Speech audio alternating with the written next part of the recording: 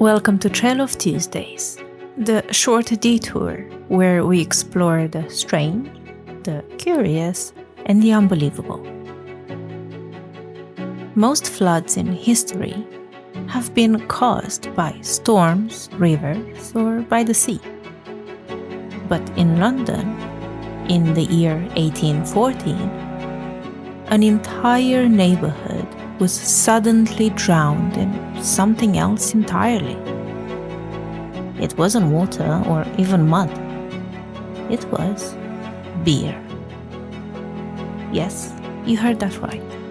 A tidal wave of porter beer that crashed through the streets, destroyed homes, and even claimed lives.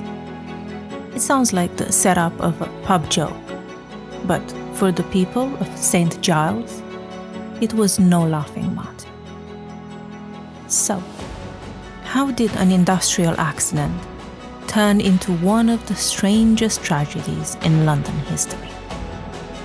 Let's go back to the autumn of 1814, to a time when the Horseshoe Brewery was at the peak of its trade.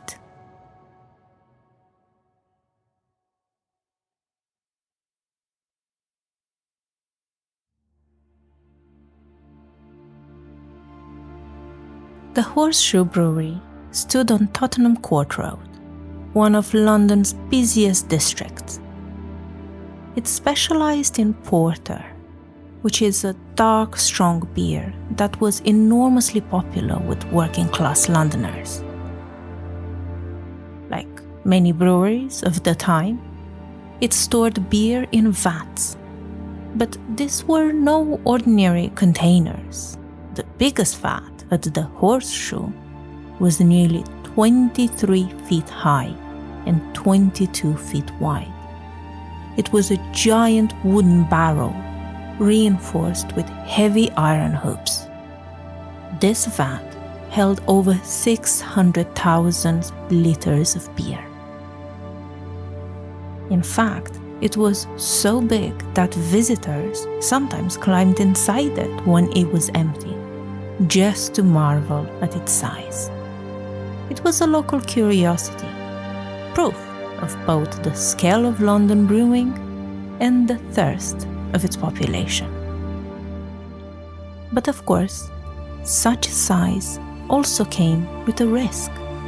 The pressure of liquid inside pushed constantly against the wooden planks and the iron bands.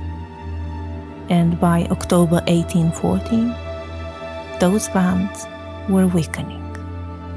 And on October 17th, around 5:30 in the afternoon, workers at the Horseshoe Brewery heard a sharp metallic snap. One of the great iron hoops had broken, and within moments, the entire barrel burst apart. The sheer pressure forced open nearby vats, and in an instant, more than 1.4 million liters of beer surged free. The building walls collapsed under the force, and a torrent of beer exploded into the streets of St. Giles like a river. The houses on the street crumbled. And for those at that time in basements and cellars, there was no warning. Beer poured in, trapping anyone below ground. At least 8 people were killed, most of them women and children. Contemporary reports described waves of porter beer 4 feet high slushing through the lanes. Entire rooms filled instantly. A mother and a child were found drowned in their own cellar, and at a nearby wake, mourners were swept away mid-gathering. For the victims' families and other residents of St. Giles, it was a sudden, brutal death. But outside the neighborhood, the story sounded almost absurd. Unsurprisingly, the newspapers jumped on the strange details. Some described the air smelling like a brewery for days. Others noted that crowds quickly gathered, not to help, but to scoop up beer from the gutters with pot and pans. One paper wrote that many were seen indulging in the liquor as it ran along the streets. It became an unexpected and grim free drink. But in reality, this was a tragedy that revealed just how dangerous industrial London could be when profit and scale were valued over safety. Later on, the Horseshoe Brewery was taken to court, but the verdict shocked many. The flood was ruled as an act of God, and in the end, no one was held responsible. The families of the victims received very little compensation. Today, the flood is remembered as one of the strangest accidents in industrial history.